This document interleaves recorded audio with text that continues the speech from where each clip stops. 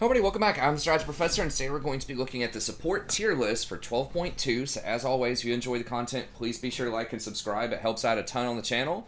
I am doing this before the patch notes, but I will have the patch notes out tomorrow. It's a little bit in reverse order, but I know people probably want to see the support list the most, at least the people on my channel. So I'm going to get that to you first. Then tomorrow we'll do patch notes and probably an ADC tier list. And then we'll continue to do some more tier lists over the next few days, so stay tuned. For all the information. There are quite a few things that might shake up the meta here. So this should be an eventful patch. Should be a lot of fun. And come by, check me out on Twitch as well. We're streaming every night starting around 11:30 p.m. Eastern Standard Time, usually going till about 2 or 3 a.m. Eastern Standard Time. It's a very friendly, chill community. I'm happy to talk with you about League or anything else that you want to talk about. And if you're interested in Warhammer as well, Total War Warhammer 3 is coming out February 17th, and I am doing some coverage of that leading up to that release. So if you're interested in that or you've heard about that game and you want to see sort of my take on it, check it out. And we have tons and tons of content as well for Total War Warhammer 2 on the channel. And we'll do a lot for Warhammer 3. Okay, let's go ahead and get in here.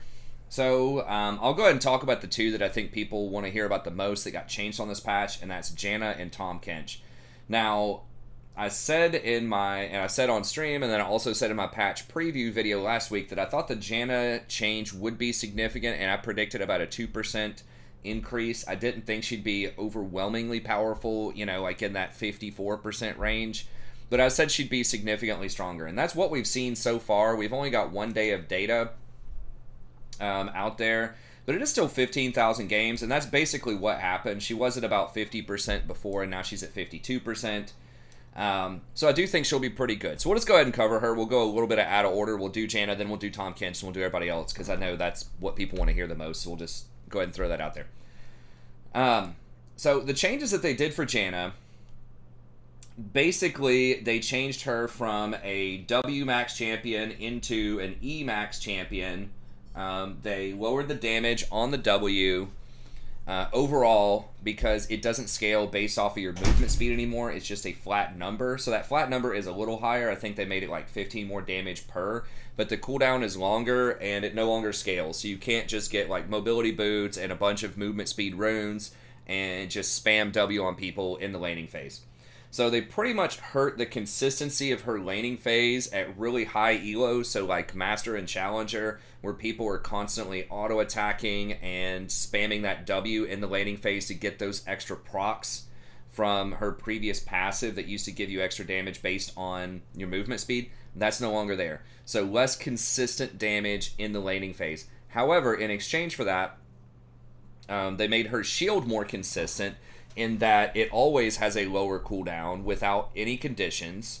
So you used to have to apply either a slow or a CC to the shield in order to get the lowered cooldown. Now you get it for free in most cases.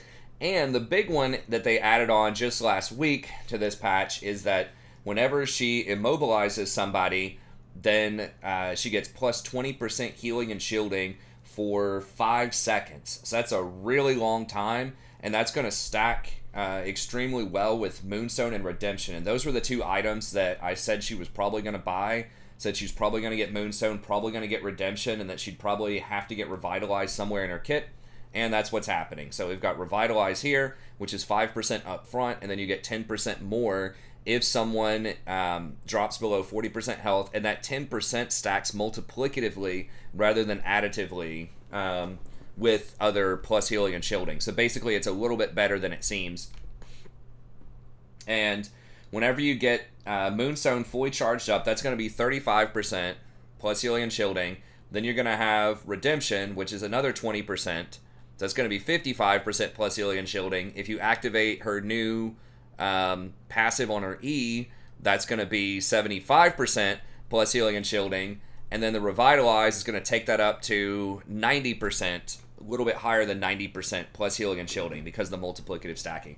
So she is going to just heal and shield like an absolute monster. If she gets all of that stacked, so all she has to have is those items and then CC someone, and her ult automatically is going to displace somebody almost always and trigger the 20%. Her ult is just going to heal everyone to full in like 2 seconds with that much plus healing and shielding. So it's really going to be insane with her ultimate. It's obviously going to affect her shields. It affects the redemption whenever that comes down and lands on people. So a good combo could be if everyone's just like diving your AD carry or your backline, you just drop a redemption, start the redemption proc, the countdown, use your ult, push everyone back, start healing, then redemption hits on top of your healing, and just no one's going to be able to like blow through that probably. So really, really powerful set of changes for her. So it turns her into more of a peeler and shielder, which I think is her intent in her design. So I know, again, the challengers might complain about her and say, oh, I can't spam W anymore in the laning phase, or, you know. But that's like really, like I said, it's like the 1% of the player base actually optimizes the auto attacks and W trading. And then the other 99% Janna was just really underwhelming and underpowered. And frankly, she wasn't even like that great most of the time in Challenger. I know there was the one guy who I think it was last season or the season before, that L9 dude who got to rank 1 off of Janna. So I know like it can happen, but she needed some changes. I think that she was just nerfed way too hard after season 7 when she did really well at Worlds for the first time in like 7 years. She did really well, and so they just nerfed her into the dirt season 8, and they just kind of forgotten about her. So I like that they're bringing her back. And I think she's, in my opinion, a more interesting and potentially more balanceable champion than something like a Sona. No hate on Sona. I know people love Sona, but Sona really is too consistent, I think, to be really powerful at the highest levels because it's just really hard to mess her up. You just use your auras and you have a lot of stats. Versus Janna, a lot of her power historically comes from her peeling and shielding. So proper use of the tornado. You have to use that reactively, so you have to wait until the enemy does something and then you're stopping them. Feels very satisfying when you land it. And just your positioning with the Q, with the R, like using that properly. Sometimes that can hurt your team if you save an enemy by bouncing them away. So I think there are some more fail cases with Janna. I mean, she's obviously nowhere near the complexity of something like Thresh, but I think she's a more balanced type of enchanter. Now, I kind of wish they would have just doubled down on her peeling rather than just giving her a bunch of free stats like this 20% healing and shielding. I wish they would have made her tornado faster or lower cooldown or lowered the cooldown on her ult, you know, something like that instead. But they've chosen just to give her some more stats. So it's good. So I think that she will be strong in situations where you have higher scaling, especially if you have an AD champion that's going to be really strong on your team. So like a Jinx, a Jhin, sometimes even something like a Zed or a Talon. Just something that's going to benefit from the 50 AD that you hand out on your shield, the 50 AD and change. So that's, that's one thing, is that I think she's best in those situations. She's not going to be very good in a dive comp. So if you've got, like Hecarim, Kai'Sa, Jarvan, and everybody, just wants to run in and dive, her ult, it's hard to get as much value out of that. Her shielding is okay, so it's not like she can't work in one of those comps, but it's much better if you have longer range and if you have superior scaling, because she also can't get to the back line to do anything. Like if they have the Jinx or they have the Twitch or whatever and you don't have any engage on your team, that's going to feel really bad. So it's kind of like that's a problem with other enchanters as well, but she also has no way to like speed up your allies to get them in there. Like Lulu can use her Whimsy to run allies in. Karma can obviously run people in there. Even Sona can run people in with her E. So she just doesn't have a lot of ways to help your team engage. So she's really the most all-in on peeling and protecting backline.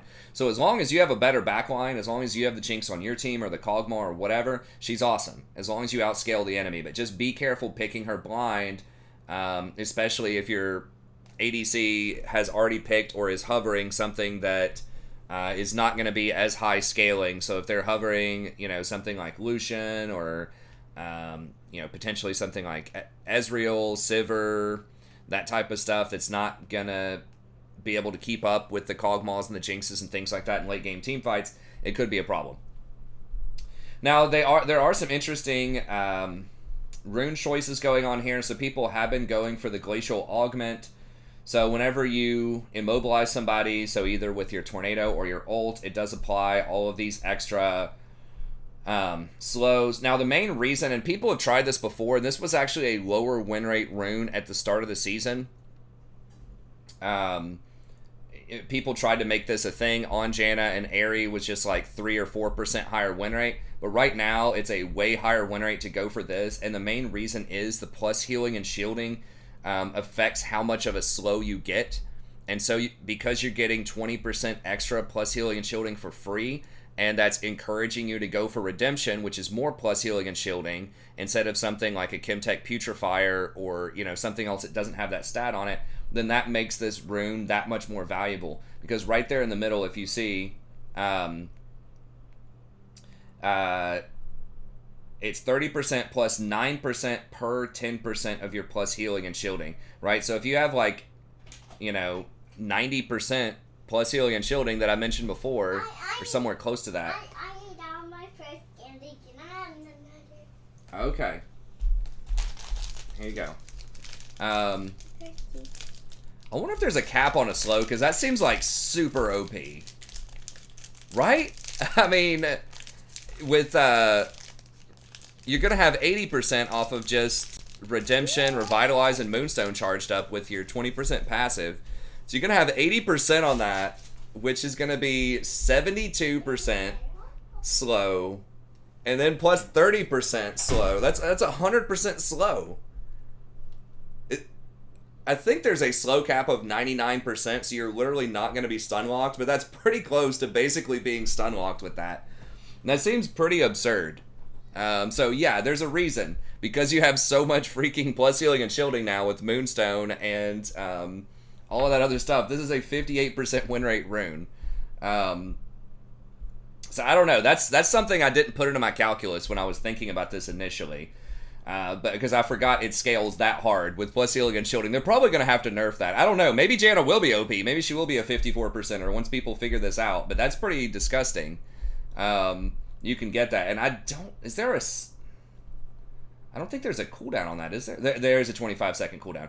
Okay, now I don't remember if that's per target or just period, but either way, I mean, still triggering that, and it's not going to last as long. It's going to be 3 seconds because your tornado only CCs for 1 second. But nevertheless, that's pretty insane. And in theory, as an item after this, you could even go for Mikhail's and get over 100% plus healing and shielding if you really wanted to. Ardent Sensor is probably a better call, or Chemtech, but Mikhail's could work. So, anyways, so it's Janna. She's back. She still has the same kind of kit that she had before, but just really nice scaling, particularly with that Glacial Augment rune. And you might be saying, well, why don't you run this on other champions? The thing is, like, Soraka doesn't have an Immobilize, and Sona's ult is the Immobilize. But that's it. So you really don't want to run it on those champions. This is kind of uniquely powerful, this interaction between Glacial and plus healing and shielding on Janna. And I mean, I guess you could run it on Karma, like her W, when it fully goes off, can trigger. So maybe that's something to think about. But I think Janna's probably the best at doing that, just because the tornado just instantly immobilizes, and it's on a fairly short cooldown. So anyways, Janna, pretty good. I don't want to put her all the way up in S yet, just because her win rate's not quite there.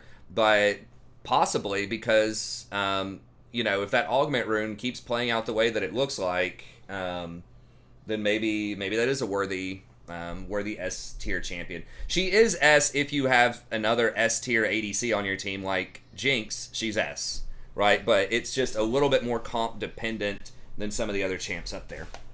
Okay, and then we'll talk about Tahm Kench, even though he's a bit lower. And I'm not going to talk about a bunch of these B champions because I'm afraid the video might be too long if I cover everybody. But obviously, I want to spend a lot of time on Kench and Janna just because, again, that's the new changes. I know we have a lot of people that love those champions on the channel, and so I want to give them their due, give them their time to shine here. Tahm Kench, however, I think is not going to be nearly as successful as Janna is. You can see... you know, it's still a fairly low sample size. He's not doing so hot on day one here. Again, somewhat limited data, but I did not see a lot that gave me confidence that he's going to be able to come back into the meta. So a quick history of Tahm Kench and why he was strong and why he's not as much anymore at support. So the main thing is his W. If you're kind of newer to League and you don't remember him from back in Season 7 or 8, his W used to be what his ult is now, sort of. Used to be able to eat allies, and it was on a 10-second cooldown. It didn't give a shield, but just virtually anytime, anywhere, you could just eat an ally with your W and then spit them out and put them back in safety, right? So he was the ultimate peel champion. It was like you permanently had a Quicksilver Sash. And the thing that made him stronger or more popular in pro, a couple of things, but one thing over someone like a Morgana, who can also protect carries with the Black Shield, was that you could get them out of stuns basically retroactively. So even if they already got hit by the Ash Arrow or already got grabbed by, the Leona or the Nautilus or whatever, you could eat them anytime, anywhere. So you didn't have to do it proactively. You could eat them whether they were stunned. You could eat them before they were stunned. There was really almost no counterplay unless you could displace Tahm Kench and get him away from the carry to stop him from saving the carry. So he provided unparalleled healing and protection against dive comps, or especially champions that really relied heavily on long cooldowns to try to get to an 80 carry or some other important backline threat. So he was just virtually, and it was almost impossible to get on a hyper carry if Tahm Kench was sitting there. So he was a permanent fixture in pro, and not only is that kind of a balancing problem, but just from a gameplay kind of fun viewing experience or fun playing experience, it was really bad also for a lot of people because it just forced farm off lanes. Like, he didn't have very good engage in general, but he could just force you to farm, and that's what people did in pro. It would be Braum versus Tahm, peeling versus peeling, and you would have like, okay, you want to eat this one? It has chocolate. And so you would just have this laning phase where nothing happens in the bot lane. Chocolate on the top. Okay, and you still see some of that, but it's not nearly as prolific as it was with the Braum versus Tahm meta. So I know there are definitely people that love those champions, but chicken nuggets on the computer. Maybe, but it was just too much. So that's why they ended up nerfing. Another thing that made him really good in the past was his old R. Abyssal Voyage had an insane range. You used to be able to do it, and it was a teleport for 2. So you would start channeling this ult and go from like mid lane to top lane or mid lane to bottom lane, and someone could take it with you. So it was a teleport for 2 to protect your side lanes, pretty much. So it was impossible to split push on Tahm too. So he basically forced a lot of comps to be these 5v5 ARAMs that couldn't really engage on each other because it was Tahm versus Braum. And you'd get these stalemate matches where just nothing's happening, low kills, long games, and it was just something that a lot of people were really frustrated with. So he had a very unique and interesting kit, but it was just too much right? It just stopped people from doing stuff in the game too much, and the game became too stagnant. So that's why they nerfed him, to try to create this more proactive playstyle. But then that made him a little bit strong in the top lane. As of late, he had been strong in the top lane. So, because they increased, I think, the damage on his Q, and they gave it extra sustain and all of these other things in the top lane, they also gave him, they changed his W to be this knock-up that does pretty good damage as well. So he just became this really sticky top laner that was difficult to deal with in solo queue. So he's just been a nightmare to balance overall. And what they've tried to do on this patch, and what they keep doing, is they keep empowering the effect of the eat, right? So whenever he eats an ally, then they get these bonuses, right? So they get like this shield that protects them even more, and now on this patch they gave it to where he gets 40% movement speed when he eats somebody, which on paper sounds good. It's like, oh my god, like he gets to really just eat people and run the hell out of there. But the thing is, all of this is redundant. It's giving him redundant power, much of which gets wasted and doesn't directly address the problem, which is he just doesn't have, I don't think, he doesn't have enough in his kit to justify picking him unless his chomp is always up. Unless he has that R for most team fights, he just doesn't do enough. Like the Tongue Lash, it's cool, but you're just not going to get enough bruiser items. You're not going to get enough big tank items to deal with him consistently. I don't know if y'all can hear the baby or not in the background. My wife is like changing her, but she is accounted for. I'm not just letting her scream in the background. She's just freaking out on my wife. But Anyways, but the problem with this is they're trying to make it a more powerful interaction that's not always up. So that enemies have a window where they can get through the Tahm Kench ult. So if Tahm Kench eats somebody in a team fight, he's not going to be able to do it again for a long time.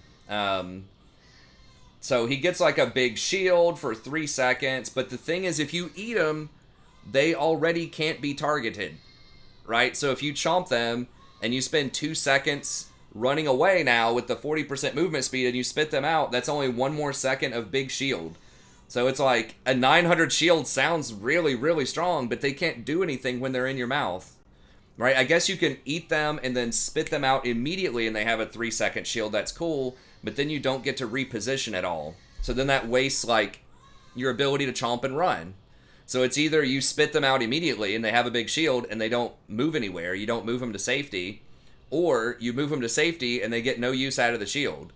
Also, especially in solo queue, most people are just going to spit themselves right back out, right? If you've ever played Tahm Kench a lot, half the people, especially like gold and lower, they don't even know what your chomp does hardly, and they're just going to start mashing buttons whenever they get eaten. They're going to think they got CC'd or something, and they're going to spit themselves right back out. So then they still get the shield, which is cool. So they're kind of trying to foolproof the shield, I think, basically, like, for people who just spit themselves back out. But I just think it doesn't do enough. What they need to do, if they really want this to be a thing, they need to decide what they want Tahm Kench to be. So if they really want him to be a peeler or something like that, this has to be up more, or the other abilities have to be better. One way or another. And I don't know exactly how to do that. I mean, they could do like a Rakan kind of thing, maybe with his tongue lash, where if you tongue lash somebody, then it heals everyone around you for like a little bit, or something like that. Or I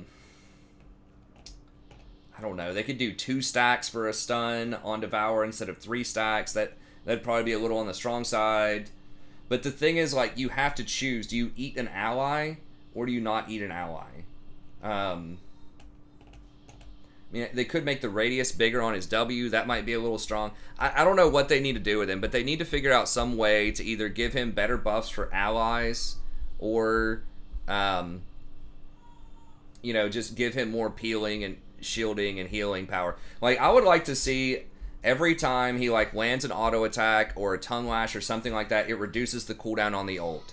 So it's kind of like a Tarek sort of thing, right? So if he stays in combat, he keeps hitting people, he keeps casting spells, then maybe he can get off 2 chomps in a fight or something like that. Or instead of a big shield, maybe once he spits them out, oh, it says that the shield lasts for 2.5 seconds after spit out. Okay, sorry, I missed that portion, but it's still like the movement speed problem kind of stands. They gave the movement speed, but a lot of people are going to spit themselves out early, and it's too long of a cooldown. I feel like, I don't know. I mean, maybe I'm wrong about that, but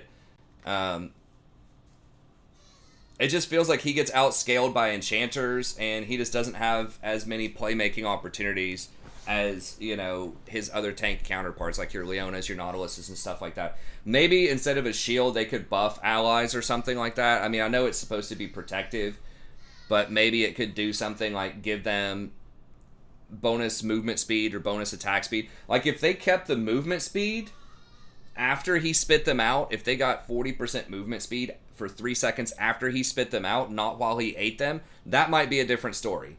If they got 3 seconds of bonus 40% movement speed and they got a big shield, maybe. Or maybe they could make that longer. Maybe they could make that 5 seconds or something like that. Like, they just go crazy whenever you eat them and it gives a buff. That might be a little too strong. But I don't know. Either way, in his current state, I just think that, like I said, he just gets outscaled by enchanters, and he just can't make enough plays, I don't think, to keep up with the Leonas and the Nautiluses. So he might still be like a pretty good pick into Leona or Nautilus, maybe late game, so you don't have your chomp pre-6, so they can still all in and basically kill your AD carry anytime they want. Like, that's a huge issue, is before your W, you could get it level 1 or level 2. Now you can't get it till level 6, your protection. So, and it's on a really long cooldown. It's like every 2 or 3 waves you can do it once. So I just don't know. It's like you need to scale up to 6 in order to, like, actually become a real champion, it feels like, as a support. But Maybe they could make the Abyssal Dive where allies... This would be a nice touch. Where allies could automatically hop in. Not devour, just any ally can hop in. That might be enough to help. Because he used to be able to do that with his ult. But this would give him an escape. Maybe that's too strong. I don't know. It's kind of like a Thresh Lantern, though. I mean, Thresh can Lantern people with it. Maybe they could rebalance it to where it does, like, no damage. Or I mean, they kind of want it to be used aggressively, but... That might be enough to save allies, right? Where if you do your Abyssal Dive and you're going away and an ally clicks on you, they get to take the Abyssal Dive. That would help him make more plays where you could do the old school where he's like just a little bit out of range and then they could take the W, like your jungler could take the W and lane gank with you. Or if their jungler was ganking you, you could use the W, they hop in, and then they jump out to safety. So then you would give safety to your allies, and you would give better engage to your own team if you can stay out of vision. So that might be enough right there. Abyssal Dive, allies can take it, one ally can take it, shorter range than the old ultimate, but still, you know, about a screen length if you put some decent points into it, something like that. I think that would be reasonable. Maybe they could balance it by saying if you get stunned or CC'd or something like that, then it stops the dive. I think right now you complete it almost no matter what. You might be able to stop it with a stun, but you don't stop it with damage right now, I don't think. Maybe it would have to take a little bit longer. Maybe they hop in for a second, but then it takes like 1.5 seconds to jump out or something to give people more time to stun. I'm not really sure, but it needs to be something like that. I feel would help. But anyways, I spent a lot of time on him. Riot, I know you're watching this channel. I know everybody watches this channel. Do something like that. Be able to hop into Abyssal Voyage with your allies. Possibly problem solved. But anyways, right now, I think he's going to be a little underwhelming. Playable against Nautilus, Leona, stuff like that, but you're going to have an extremely difficult laning phase, but you could be good against some late game. But just play Janna. I mean, Janna peels also. She protects the backline also. And I think she just does it a lot better than Tahm Kench right now, unfortunately. But they are on the right track. At least they're paying attention to him. Hopefully they give him some more quality of life buffs. I like that they're kind of trying to make him AP as well, but there just aren't enough like tanky AP items for supports. Like I would love to see them make Demonic embrace something like 2,600 gold, just like they did with Rylai's. I think that's a really good idea. They'd have to nerf some stuff on it, obviously, but just something like that for kind of tanky AP bruiser supports like Tahm Kench, Maokai, stuff like that. I think that would be really cool.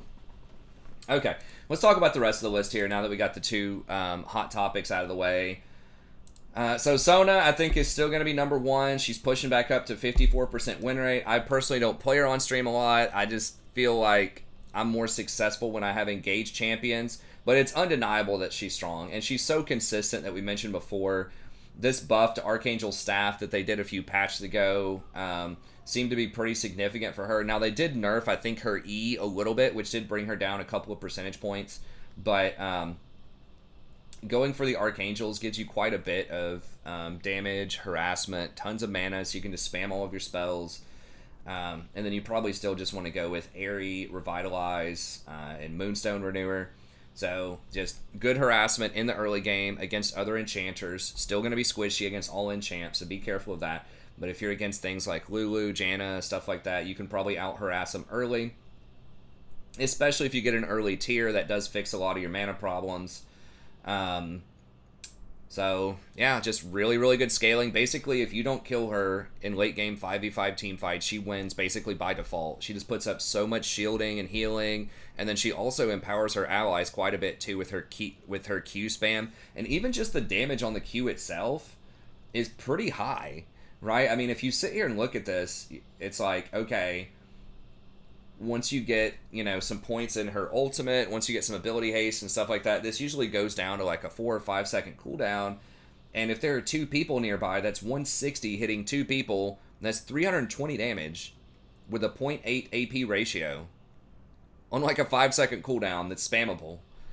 Right? So that's a lot of damage in team fights. And that doesn't even include the magic damage your allies get. So even if you only touch, let's just say, one other ally, it's going to empower your spell and your ally spell. So that's another 60 damage right there with another 0.4. So if you look at that all together, that's a 380 damage off of a 5-second cooldown with a 1.2 AP ratio. So if you have like, I don't know, even just 100 AP, that's almost 500 damage off of that. So yeah, that's really big, and obviously the number just goes up from there if you touch more allies, and that's not including your power cord, which does pretty good damage as well. So her damage output, you know, don't scoff at it. It's really big. And then when you look at the healing and shielding, right, it's a 220 baseline heal for you and one other person with a 0.4 ratio, but then it's that shield that gets people, and that's maxed out. That's 125 shield per person. So you've got a 220 base shield, and if you touch yourself and one other ally, that's 250. So that's 470 with a 1.0 AP ratio. So if you have 100 AP, you know, again, that's, you know, a lot. That's almost 600 healing and shielding on something that's going to be like a 5-second cooldown in the mid to late game. So you just compare these numbers, and the number, again, can go up a lot if you just touch allies. And that's not including her interaction with touching allies with Aerie, being able to reapply that shield constantly, being able to apply Moonstone constantly. You know, you compare that to like, okay, Lulu every 8 seconds can shield one person for like 220 with a 0.6. It's like baseline scenario. It's like Sona every 5 seconds is 600 with really high scaling if she touches more people. So that's just why she outscales a lot of these other champs. Is it's just so many bonuses that she puts out, and that's not including obviously the plus healing and shielding off of Moonstone and all that good stuff. So her numbers are just through the roof. They're just insanely high compared to other enchanters in terms of how much team contribution she makes in large team fights. So really, really strong champion. If you want to play something that's very consistent, that's going to get you a lot of free wins, pretty much just by default, just spamming buttons late game and just survive, don't die. So it's a good pick. Now I'll move Soraka up here too. I had her a bit lower, but her win rate is still quite strong, and Soraka is still just going to be really hard to deal with. Now she doesn't have the AoE ultimate of, not the AoE CC I should say, of Sona, but her ultimate does heal people for a ton, and it does remove grievous wounds, so you're always going to get the full value off of that heal. She doesn't have any shielding in her kit though, so that does make her more vulnerable to grievous wounds, but your healing is so high, especially if you go for Moonstone Redemption, which is, you know, what they're recommending, then you can just heal through it. And a nice bonus of Soraka, and you don't always have to do this, but you can get a Warmogs if you go Relic Shield, which I like Relic Shield more than Spell Thieves in the laning phase because your mana is okay anyways, and just having that little bit of extra health regen is helpful if the enemy has a lot of mobility and they're just constantly dodging your Qs. That is handy, but also it gives you much better survivability. You don't really need the mana later in the game as Soraka, usually, because you're going to be getting mana items like Redemption, like Moonstone. So usually your mana is okay, but having that extra survivability is huge, and if you do go Relic Shield and then Moonstone, I believe you can go Warmogs directly after that and get a ton of extra survivability. So it does have about the same win rate as Redemption. So Redemption is much better for teammates and if you need to protect allies, but you can do Warmogs if you're getting targeted a lot. So if they have something like a Zed or a Talon or whatever and they're just focusing you, or if they have a lot of poke champions, right? If they have AP Kaisa, Xerath, Vel'Koz, just a lot of stuff like that, then Warmogs is going to be great because then you just have almost endless healing, right? It's really hard to assassinate you because you have a very high health pool, but then also you're just going to have a ton of extra replenishment for those really long fights where you need to be spamming your heal, especially if they have a lot of range and you're not able to hit your Qs safely. You need to be hanging out more in the back. Or, like I said, if they're just staring each other down 5v5 A-ramming and they're just hitting you with poke, like Kaisa missiles is probably the most common thing that can be really devastating, then her W can work out. So you know, Soraka does have that global presence if you're good at watching the minimap, and if you're allies are even or stronger in lanes, and that ultimate can be really good. Sometimes it can feel kind of worthless if like your top laner's getting rolled, if they're 0-5 and like your ult's not going to help them, they're just going to die anyways. Or if you miscalculate it, you heal and you don't get an assist for it, they just die anyways. That feels really bad. But like I said, if you can basically tip the balance of power in the other lanes with your ult, then it's very, very strong in a lot of cases. It can really help your split pushers out if that's going on. So anyways, that ultimate, global potential, really good in team fights. So I think she probably deserves S. I could see an argument for moving her into A. But if she goes unchecked, very similar to Sona, it's going to be extremely difficult to win fights if you don't shut her up. So, and it's hard to do it if she can get a Warmogs as a second item. So it kind of puts your team comp in a really weird bind where you have to use a lot of resources to try to take her down if she goes for the right build and has good positioning. Okay. And then Rakan. Not a lot to say about Rakan just because, I do have a lot to say about him.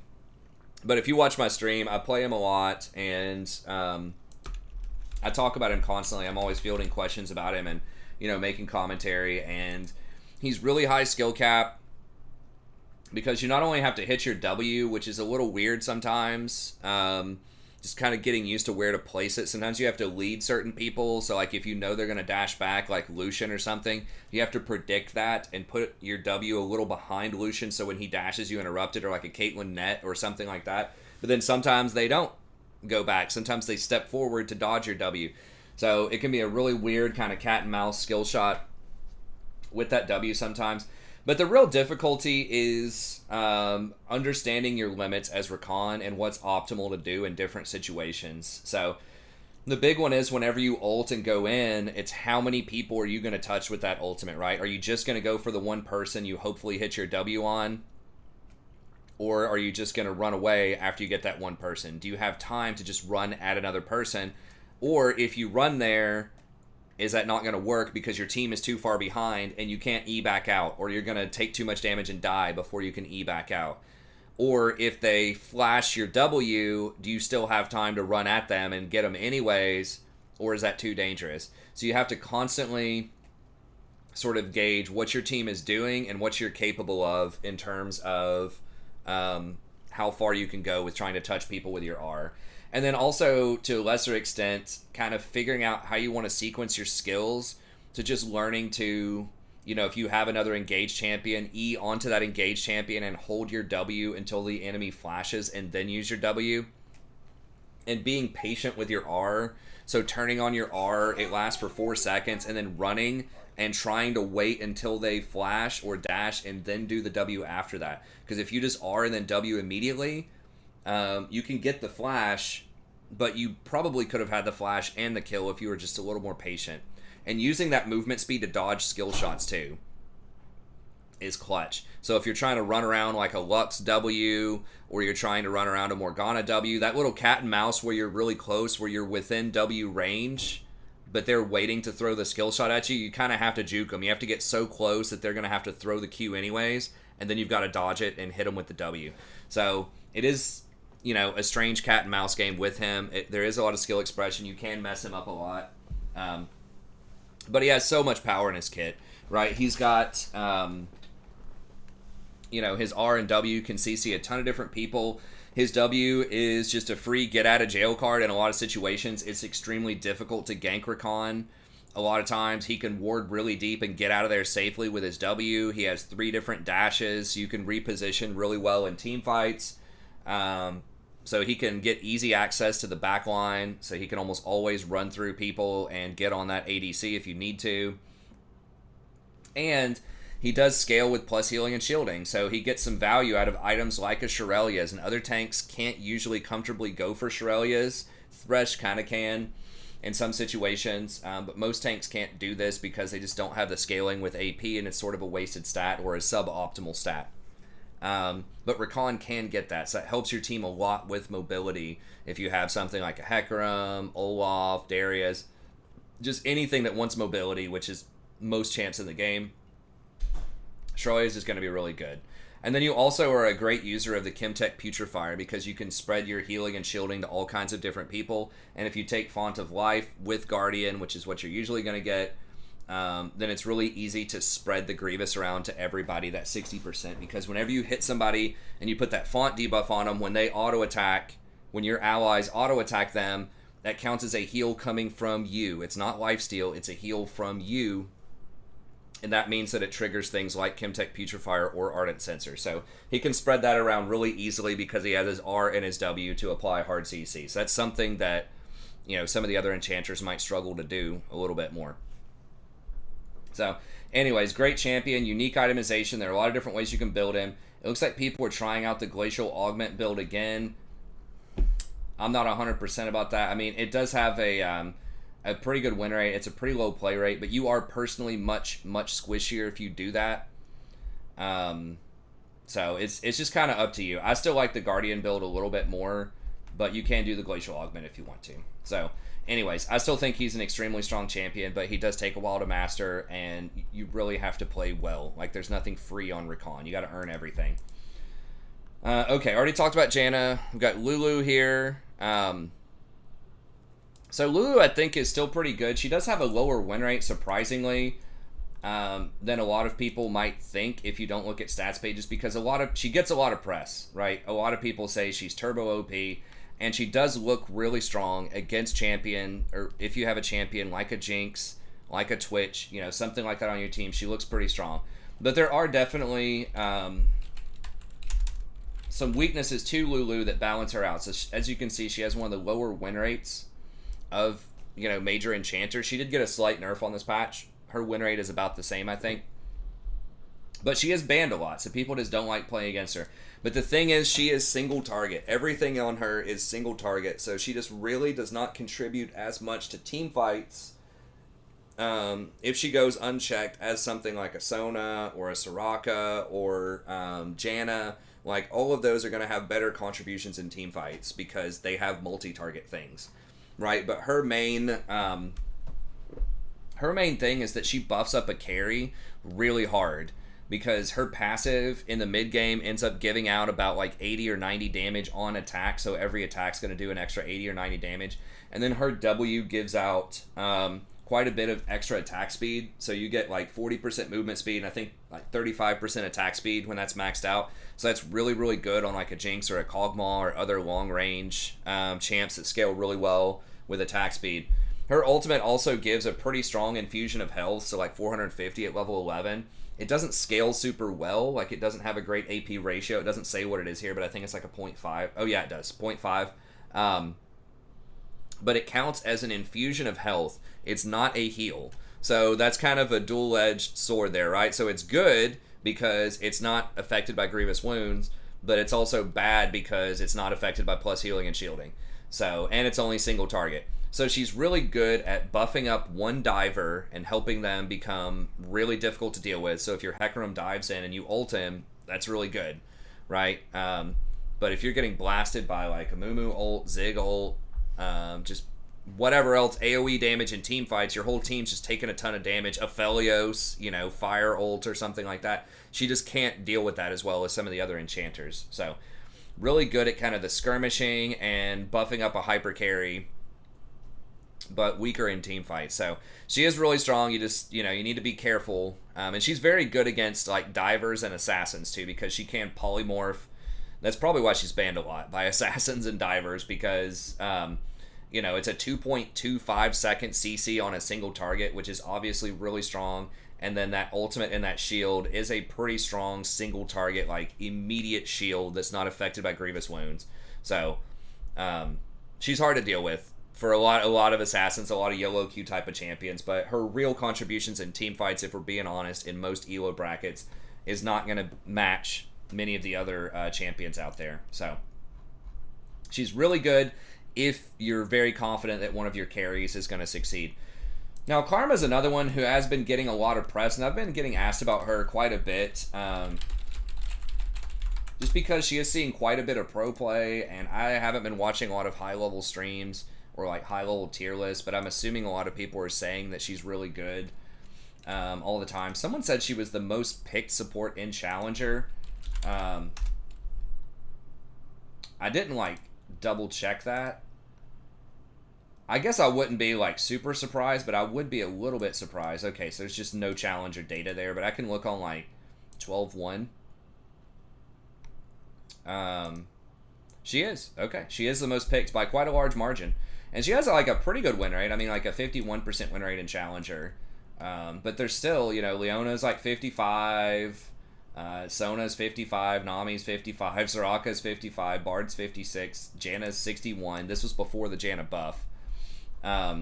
So I don't know. She's all right. And then like in pro, she's got a 42% win rate, right? And then most of the other top picked champions, like Thresh is 52, Leona is 51, Lulu's 56. So Lulu has won quite a bit over the last few days. So that's looking pretty good.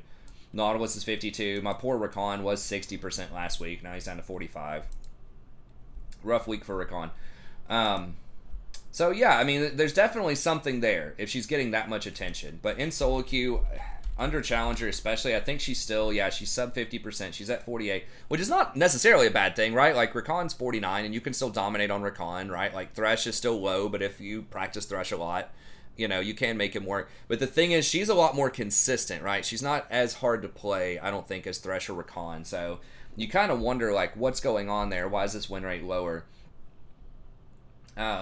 The main thing, I think she's a product of the meta right now, which is why she's coming in and why I moved her up a little bit, and that she's really good with Jinx and Caitlyn because they just want to push you in as like ASAP and just put a lot of pressure on the tower and try to harass you under tower. And she does a couple of things that are really good at that in the early game. First of all, her Q is AoE. So it's one of the few harassment tools that's like pretty cheap mana-wise that also does AoE damage to a wave. So there aren't that many other champions that do that well, right? Like you've got Lulu who can do it with her Q, but you don't want to put a lot of points in Lulu's Q because you want to be maxing your W and your E. Right, and then you've got Sona, can't really do it. Like her Q hits 2 minions, but it's not going to do a ton, and you really want to be hitting the enemy with that. You know, Soraka can do it with her Q. So, like, some other champions can do it, but Karma is thought of as kind of the queen of push early, because her Q just does, you know, quite a bit of damage in the early game. She can hit that backline, and if you hit enemies with it, it does quite a bit. And the big thing is, if you hit them with her ultimate, her empowered ultimate, I forgot exactly how much it does. It's like 100, it's like 110 or something early game. It's a lot if you hit with the empowered Q early on because she gets her ultimate at level 1. And that has a really big hitbox. So she just puts out a lot of pressure, a lot of poke, and has really good wave clear early. The other thing is she can help people get away if you get ganked. So a big problem, obviously, if you're constantly pushing in and trying to harass on her tower is you're opening yourself up to get flanked and ganked, right? But if you have decent vision, you can get out of there really fast as Karma, right? So your shield gives movement speed, and you can give that to your ADC, and then you can probably get out yourself as well. You can even run both of you out. If you have your ultimate up, you can ultimate shield and run away. So she's very good at harassing in the early game, putting out a lot of pressure, and then running away if you get ganked. So that's very good for Jinx and Caitlyn. And then in the mid to late game, just being able to give your team that ultimate Shirelias, having everybody run in with all of the meatballs that are pretty strong right now, the Hecarums, all that stuff that I mentioned earlier. She can give your whole team that movement speed. So if you combine that with a Shirelias, that is a lot of potential, you know, to get these good flanks and good engages that other teams just may not be able to get. So she's still, I believe, going to fall off pretty hard late game. Yeah, if you look at that, it's just kind of into the gutter. And the main reason for that is she doesn't have that much AoE. Like, her Q really doesn't do a lot late game. It's very good early. It does okay damage late, but it's hard to hit multiple targets late games. It's got a pretty small sort of splash radius. If you use your ultimate plus your Q, yes, that does good damage late game, but it's on a pretty long cooldown.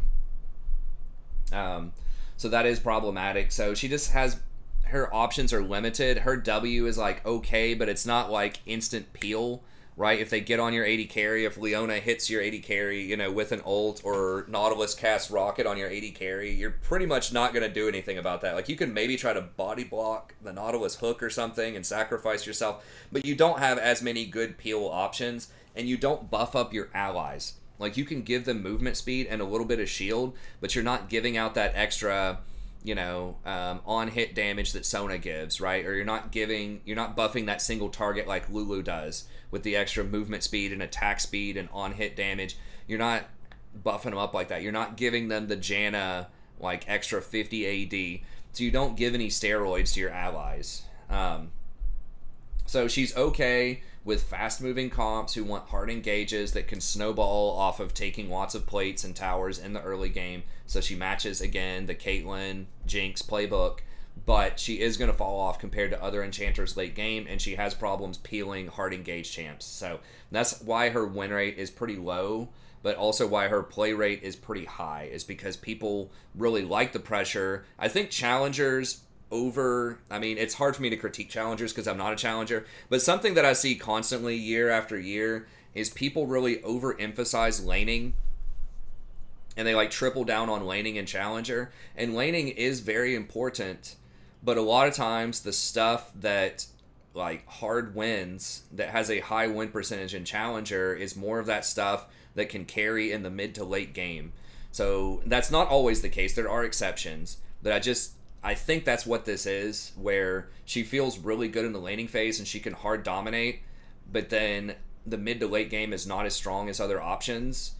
And so people will win their lane really hard and then complain that their team screwed up, the mid or late game, right? Where it's like, well, your pick is not that good mid and late game. So anyways, I think that's a little bit of what's going on. But then challengers, are going to be better at snowballing that, obviously, than something like, gold players, platinum players, stuff like that. So that's why she has an okay win rate in challenger. 51 would be good in most places, but you have to remember that challengers are playing against lower ranked people most of the time, right? So challengers often play against masters people and diamond people. And that may not sound like a big difference, but if you're, Challenger 800 and you're playing against the Masters with 0 LP, that's basically 8 divisions, right? So that would be like someone who is Platinum 4 playing against a Silver 4 person. And that happens all the time in Challenger because there's just not enough challengers, right? The matchmaking takes forever. So that means that it's like, yeah, 51 looks good, but is that good if you're smurfing? Right, and that's why you see so many of these champs that have like 55% win rates, is because challengers are basically smurfing most of the time. So it's like, yeah, 51 is okay in the abstract, but it should be much higher than that when you're playing against weaker players, right? So she's okay. I don't want to rag on her, but I just did want to put a little nuance there because I know she's going to get talked about a lot as being very dominant because she is high picked in challenger. She is picked quite a lot in pro. And win rate, again, is not everything, but you kind of have to, think a little bit on a champion that doesn't have a super high skill cap. Like, there's definitely some skill to her, but again, she's not Thresh, she's not Bard, she's not Rakan, so you kind of have to wonder what's really going on there. Why are people overhyping this champ, or hyping this champ up so much, and yet a relatively straightforward champion that should be pretty simple to play, it's just not putting up the numbers, right? Like, people should not be messing up that much mechanically on Karma. So, anyways. Hello, who's going in the cave? But anyway, so I think that she is good. She is okay. I do have her tier 2, but I think that's just, in my mind, what would hold her back from S tier, and why a lot of other people probably will put her S tier, is they will sing her praises on how dominant she is in the lane. They'll talk about the Jinx, Caitlyn, and all that stuff, but then the truth is, just the stats aren't there in the mid to late game, and a lot of people just aren't going to snowball well enough off of her, but she's still pretty good. And then last few champs, and I don't want to go over an hour. Leona, not a lot has changed here. I still think, and her win rate is a bit lower. It's probably like 50%-ish. But if you do choose your fights well, if you do dominate with her, then she can snowball early. And she does have a lot of CC, a lot of peel, and a lot of engage in the late game. So it's kind of like Karma in the sense that she prefers to kill people in lane and hard dominate. Karma really just kind of pokes them out of lane and takes all their tower plates. Leona wants to kill them. And she is a premier champion if you can snowball hard and if your team stays close. However, she is a lot more dangerous than Karma is, right? So if she gets caught out, she's not escaping. Karma might be able to get away with her W and her shield for the movement speed. She has a slow on her Q.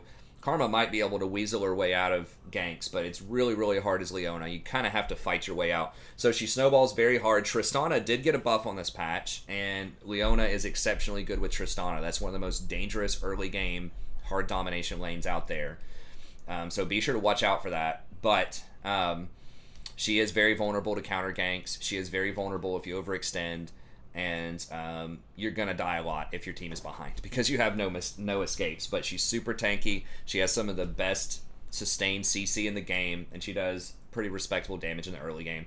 She is, if you play against a decent Janna player, Janna will destroy her. So be aware of that's a really bad matchup for Leona historically.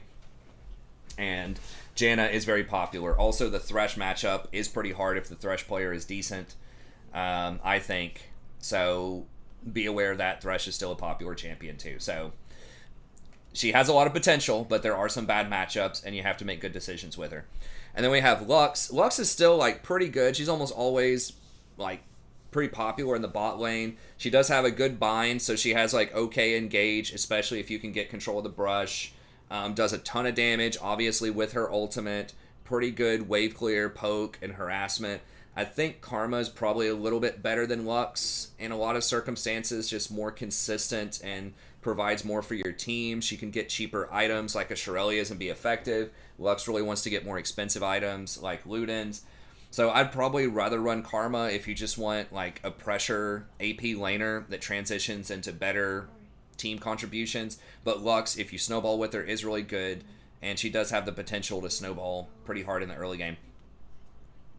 Blitzcrank is another one who is really good, has a high win rate. I could see putting him in S, if you're really good on him. He's just very linear, right? You either hit your hook or you don't. It's a really binary if you're going to win or not, right? You either hit hooks and you win, or you don't hit hooks and you're worthless. There are a lot of immobile, very squishy champions out there, though. Look at these top-ranked champs that I have here. There are a lot of juicy targets, right? Your Jannas, your Sonas, your Sorakas. Rakan's very good against him.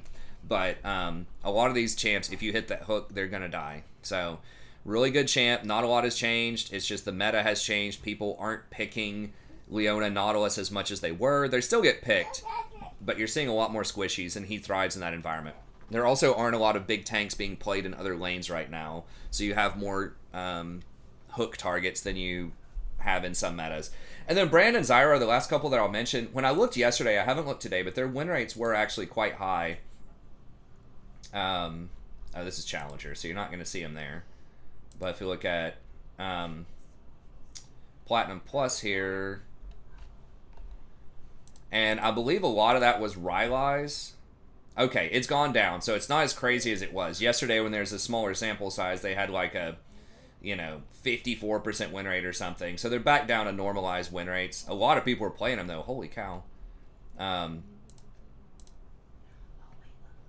Or I thought a lot were 100,000. I guess that's not a ton in the grand scheme of things.